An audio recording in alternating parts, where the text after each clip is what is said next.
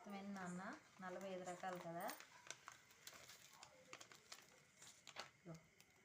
ఇది మస్టర్డ్,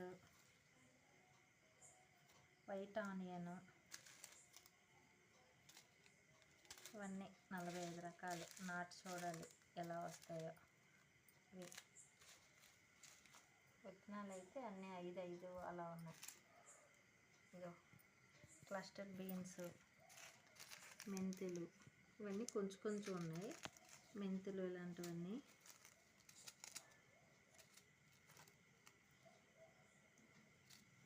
బాగానే వచ్చాయి. నాటితే మొలకలు వస్తే చూడాలి.